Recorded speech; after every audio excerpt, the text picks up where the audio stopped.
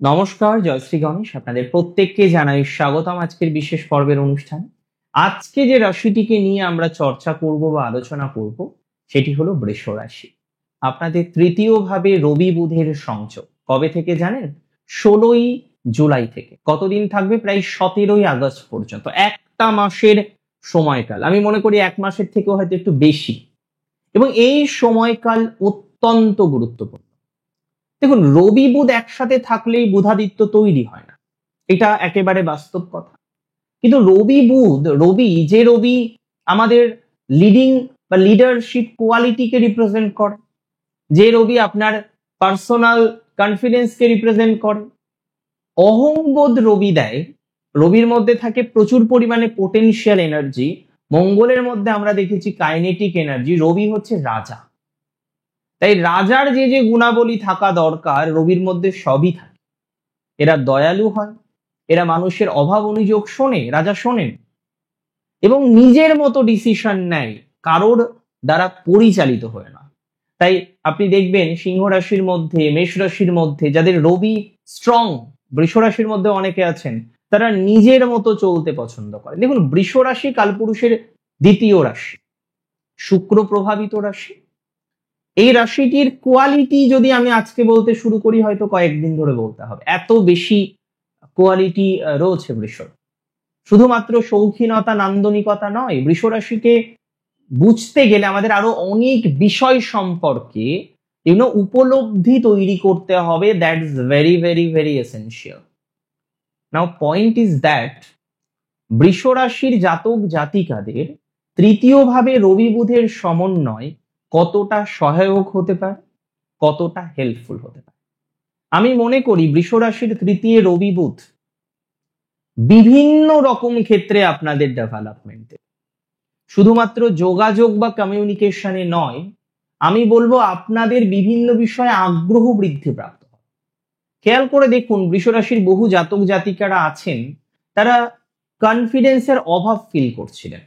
And যেহেতু confidence কম, সেহেতু অনেক সুযোগ পেয়েও আপনি না সেই সুযোগগুলিকে ছেড়ে দিতে বাধ্য হচ্ছিলেন। আমি খুব দায়িত্ব নিয়ে বলছি, যে সমস্ত বৃষ রাশির জাতক জাতিকারা বারবার সুযোগ পেয়েও সুযোগ হাতছাড়া করে ফেলছেন, বারবার সুযোগ পেয়েও সেই সুযোগকে কাজে লাগাতে পারছেন না, বারবার সুযোগ আসছে, দ্যাট ইজ ভেরি ট্রু। বহু রকমের সুযোগ আপনার জীবন চক্রে আসছে, বিভিন্ন রকমের সুযোগ আপনি পাচ্ছেন, কিন্তু দিন শেষে সেই সুযোগগুলিকে কাজে লাগাতে পারছেন না, বিকজ কিছু কিছু ক্ষেত্রে এগোতে গিয়েও আপনি এগোতে পাচ্ছেন না, আপনাকে পিছিয়ে আসতে হচ্ছে। এখানে কনফিডেন্স কমে যাচ্ছে কিছু কিছু ক্ষেত্রে। তাই বৃষ রাশির যে সমস্ত জাতক জাতিকাদের কনফিডেন্সের মাত্রাটা কমে গিয়েছে, আগ্রহের মাত্রাটা কমে গিয়েছে, কোনো একটা কাজে এগোতে গিয়ে আপনি এগোতে পাচ্ছেন না, বারবার পিছিয়ে পড়ছেন। দেখুন, সূর্যের বা রবির কর্কটে প্রবেশ দক্ষিণায়নের সূচনা পর্ব, উত্তরায়ণ হয় মকরে প্রবেশ করলে, এটা মাথায় রাখবেন, আর দক্ষিণায়ন হয় কর্কটে প্রবেশ করলে। Very important. এই যে চতুর্থ রাশি কর্কট, আমরা দেখব দ্বাদশ আদিত্যের মধ্যে বরুণ আদিত্যের সাথে কানেক্টেড। এই সময়ে আমি কিছু টিপস আপনাদের দেব। যারা কনফিডেন্সের অভাব ফিল করছেন, সম্মান পাচ্ছেন না, এগোতে গিয়েও এগোতে পাচ্ছেন না, বারবার পিছিয়ে আসছেন, একটা প্রবলেম যেন কোনো না কোনো ভাবে চলে আসে, আপনার যেখান থেকে হয়তো একটা ভালো প্রজেক্ট পাওয়ার কথা, একদম কথাবার্তা কমপ্লিট, আপনিই পেতে চলেছেন, আপনিই পাচ্ছেন, ফাইনালি গিয়ে অন্য কেউ পেল। তার মানে আপনার অ্যাচিভ করার কথা ছিল, বাট আপনি পেলেন না, অন্য কেউ সেই জায়গাটা অ্যাচিভ করে নিল। যে সমস্ত জাতক জাতিকাদের এরকম একটা সমস্যা আছে, অ্যাচিভমেন্টে এরকম একটা বাধার জায়গা বারবার চলে আসছে, বারবার এরকম একটা সমস্যা যারা ফেস করছেন, তাদের কিন্তু বেশ পজিটিভিটি বাড়বে বলে মনে করছি। আমি অনেক ক্ষেত্রে আশাবাদী বা বিশ্বাসী যে আপনাদের এই ট্রানজিটে কনফিডেন্স ফিরে আসবে, ভালো কিছু করার জন্য টেন্ডেন্সি বাড়বে। যারা একটা সেপারেট প্রফেশন স্টার্ট করতে গিয়েও বারবার পিছিয়ে আসছেন, তাদের ডেভেলপমেন্ট হবে। প্রত্যেক দিন চেষ্টা করুন স্নান করার পর যখন আপনি সূর্য অর্ঘ্য প্রোভাইড করছেন, সূর্য অর্ঘ্য নিয়ে আমি অনেক সাজেশন দিয়েছি আপনাদের, বিশেষ করে আমার এফবি ফলো করবেন, আমি সূর্য অর্ঘ্য প্রপার প্রসিডিওর গুলো শেয়ার করার চেষ্টা করি যতটা সম্ভব, যতটা আমি জানি। তো সিগনিফিকেন্টলি সূর্য অর্ঘ্য দেওয়ার পর একটা মন্ত্র আপনি চ্যান্ট করুন, ওম নমো বরুণা আদিত্য। এই মন্ত্রটা প্রত্যহ 9 বার অথবা 27 27 বার, 54 54 বার অথবা 108 108 বার জপ করুন রেগুলার বেসিস। এমনিতেও কনফিডেন্স ফিরে আসার কথা এবং সূর্যের কৃপায় কনফিডেন্সের মাত্রাটা আরো বাড়বে। এর সাথে সাথে আপনাদের আরো কয়েকটি কথা আমি জানাই। যাদের দেখবেন ভালোবাসার মানুষের সাথে যোগাযোগ নেই, দেখুন পঞ্চম প্রতি আপনাদের মার্কেট, তিনি তৃতীয়, পঞ্চমের একাদশে, কানেকশনটা বুঝুন।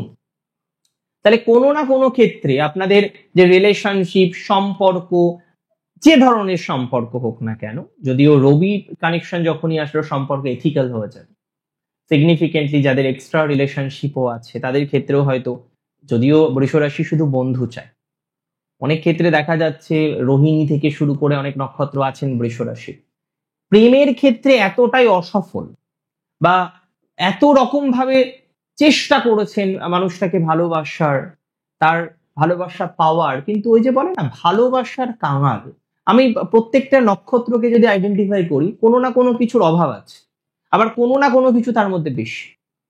তো রোহিণী হচ্ছে ভালোবাসার কাঙাল, রোহিণী ভালোবাসতে চাই, ভালোবাসা পেতে চাই, ভালোবাসা দিতে চাই, কিন্তু রোহিণী না কোথাও যেন গিয়ে বারবার এই বিষয়টি নিয়ে আঘাত পায়।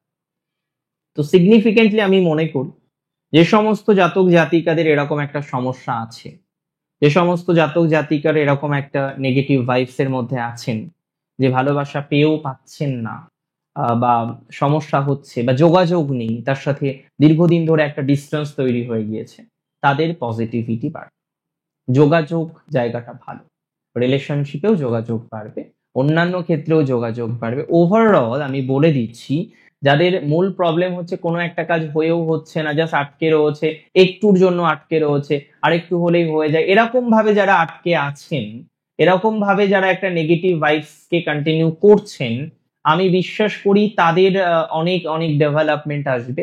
আমি বিশ্বাস করি তাদের যথেষ্ট প্রোগ্রেসিভ জায়গা আমরা এক্সপেক্ট করতে পারবো, তাদের যথেষ্ট ধনাত্মক জায়গা জীবনচক্রকে প্রভাবিত করবে।